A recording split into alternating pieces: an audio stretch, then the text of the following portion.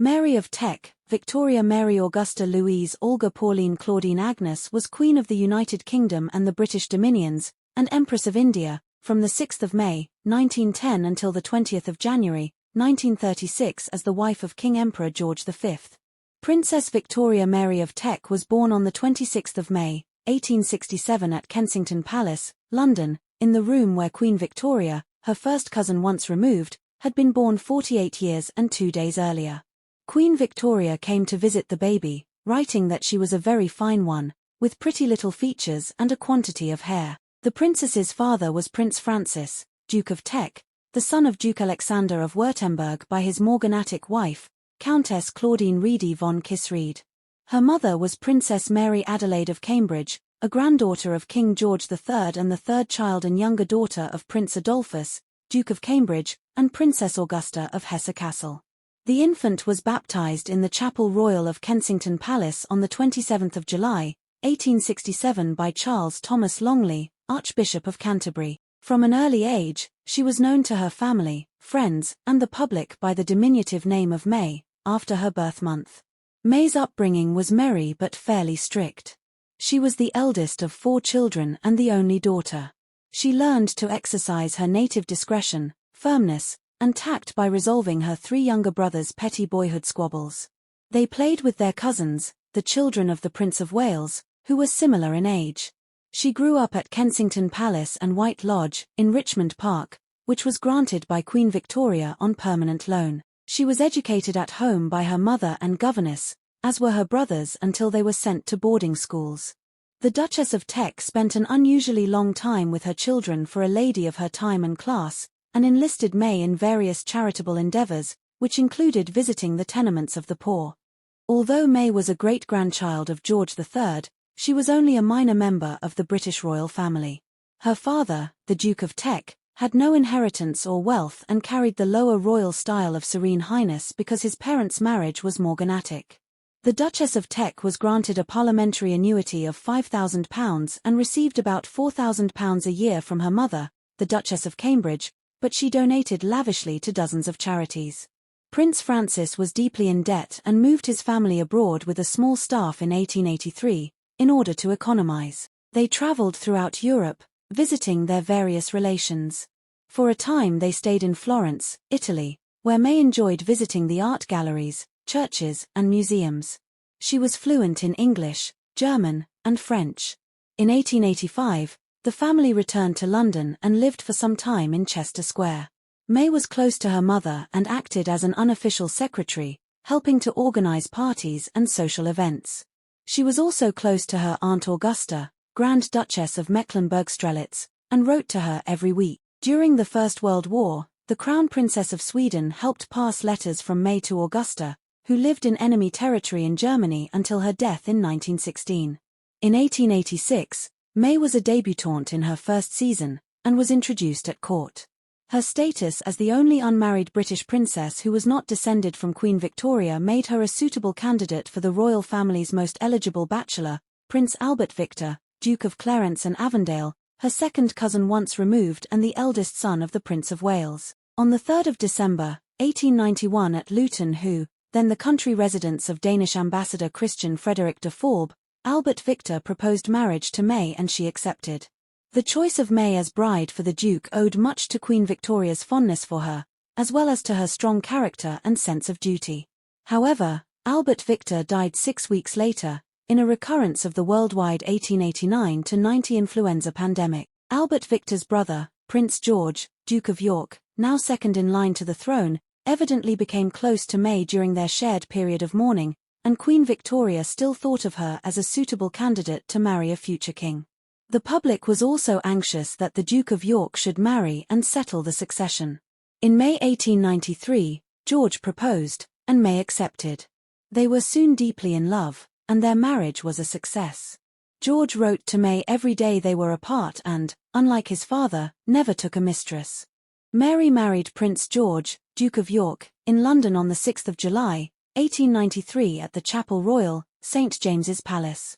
The couple lived in York Cottage on the Sandringham estate in Norfolk, and in apartments in St James's Palace. York Cottage was a modest house for royalty, but it was a favorite of George, who liked a relatively simple life.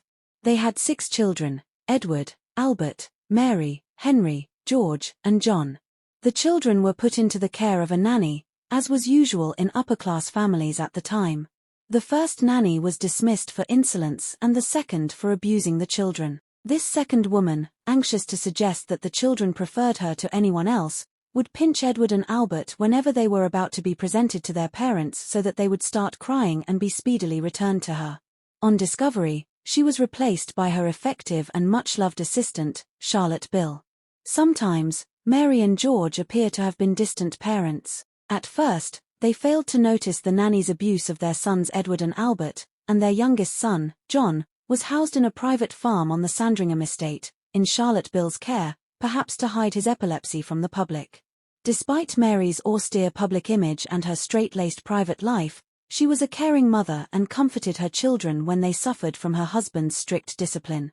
The Duke and Duchess of York carried out a variety of public duties.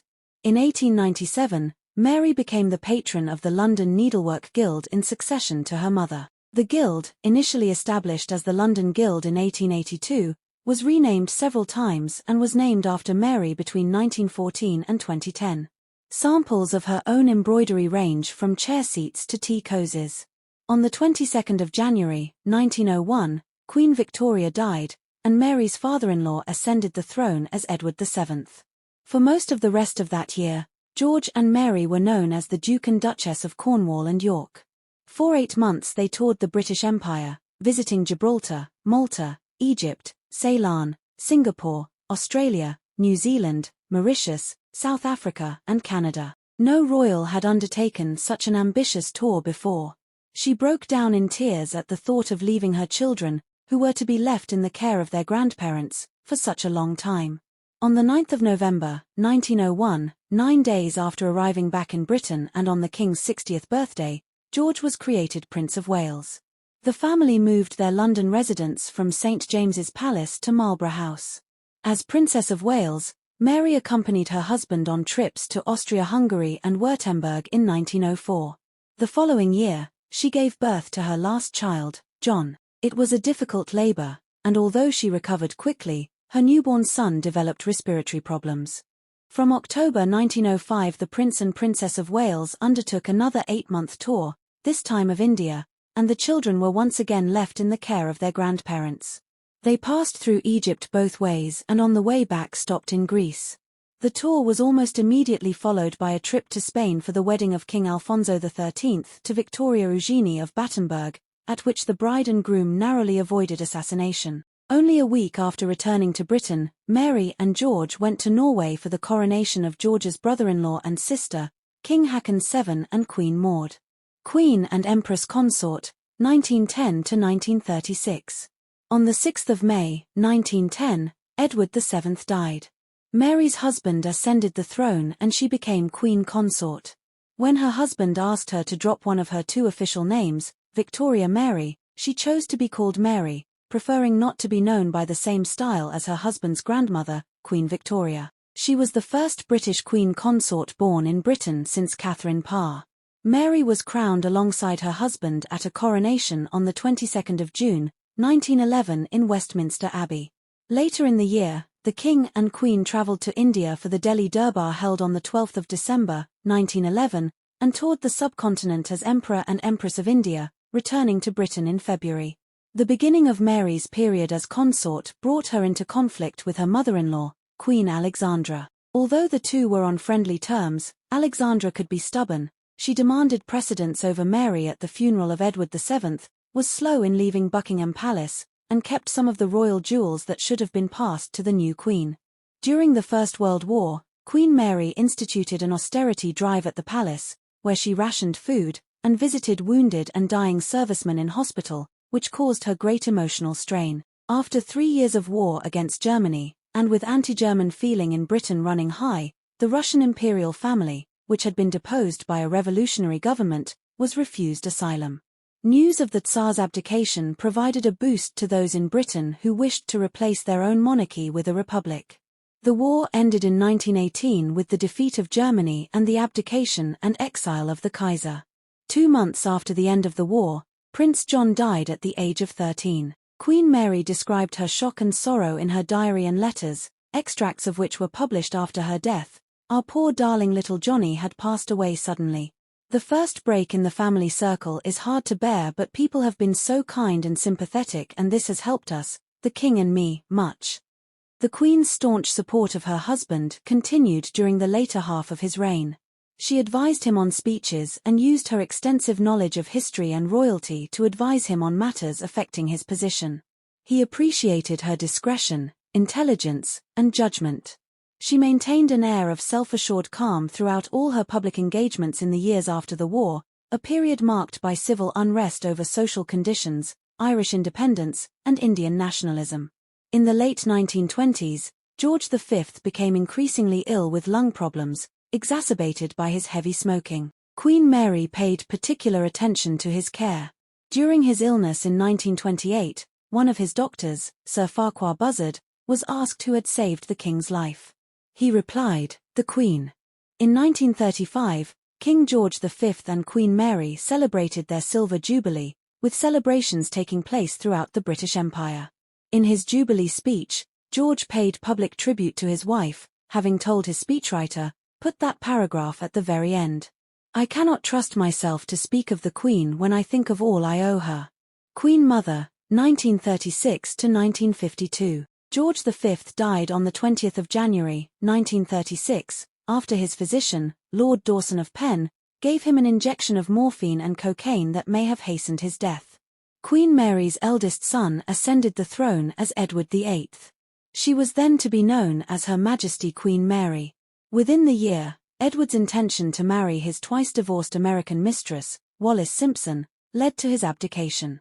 Mary disapproved of divorce as it was contrary to the teaching of the Anglican Church, and thought Simpson wholly unsuitable to be the wife of a king. After receiving advice from British Prime Minister Stanley Baldwin, as well as the Dominion governments, that he could not remain king and marry Simpson, Edward abdicated. Though loyal and supportive of her son, Mary could not comprehend why Edward would neglect his royal duties in favour of his personal feelings. Simpson had been presented formally to both King George V and Queen Mary at court, but Mary later refused to meet her either in public or privately. She saw it as her duty to provide moral support for her second son, the reserved Prince Albert, Duke of York. Albert ascended the throne on Edward's abdication, taking the name George VI. When Mary attended the coronation of George VI, she became the first British Dowager Queen to do so. Edward's abdication did not lessen her love for him, but she never wavered in her disapproval of his actions. After her reign, Mary returned to live in her main London residence Marlborough House, where she had also lived as Princess of Wales. Mary took an interest in the upbringing of her granddaughters Elizabeth and Margaret.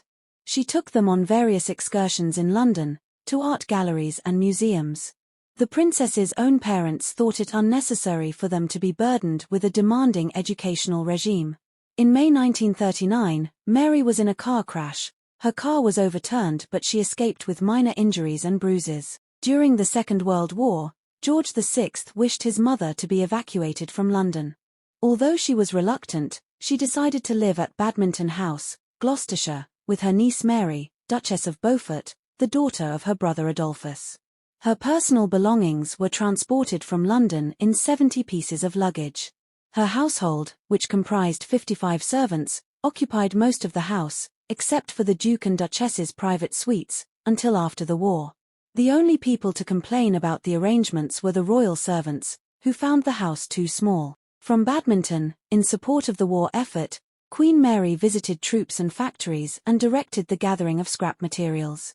She was known to offer lifts to soldiers she spotted on the roads. In 1942, her son George, Duke of Kent, was killed in an air crash while on active service. Mary finally returned to Marlborough House in June 1945, after the war in Europe had resulted in the defeat of Nazi Germany. Mary was an eager collector of objects and pictures with a royal connection. She paid above-market estimates when purchasing jewels from the estate of Dowager Empress Marie of Russia and paid almost 3 times the estimate when buying the family's Cambridge emeralds from Lady Kilmoy, the mistress of her late brother Prince Francis. After Francis's death, Mary had intervened to ensure his will was sealed by a court to cover his affair with Kilmoy. This set a precedent for royal wills to be sealed. In 1924, the famous architect Sir Edwin Lutyens created Queen Mary's doll's house for her collection of miniature pieces. She has sometimes been criticized for her aggressive acquisition of objets d'art for the royal collection. On several occasions, she would express to hosts, or others, that she admired something they had in their possession, in the expectation that the owner would be willing to donate it. Mary's extensive knowledge of, and research into, the royal collection helped in identifying artifacts and artwork that had gone astray over the years. The royal family had lent out many pieces over previous generations. Once she had identified unreturned items through old inventories, she would write to the holders, requesting that they be returned. In addition to being an avid collector, Mary also commissioned many gifts of jewelry, including rings which she presented to her ladies-in-waiting on the occasion of their engagements. Final year and death. In 1952, George VI died, the third of Queen Mary's children to predecease her. Her eldest granddaughter, Princess Elizabeth, ascended the throne as Queen Elizabeth II. The death of a third child profoundly affected her. Mary remarked to Princess Marie-Louise, "I have lost 3 sons through death, but I have never been privileged to be there to say a last farewell to them." On the accession of Elizabeth II, there was some dispute regarding the dynasty to which descendants of Elizabeth and her husband Philip would belong. Mary expressed to Prime Minister Winston Churchill her aversion to the idea of the House of Mountbatten succeeding the House of Windsor as the royal dynasty. Mary died on the 24th of March, 1953 in her sleep at the age of 85, 10 weeks before her granddaughter's coronation. She had let it be known that should she die, the coronation should not be postponed. Her remains lay in state at Westminster Hall, where large numbers of mourners filed past her coffin. She is buried beside her husband in the nave of St. George's Chapel, Windsor Castle. Mary's will was sealed in London after her death. Her estate was valued at £406,407, or £10.8 million in 2019 when adjusted for inflation.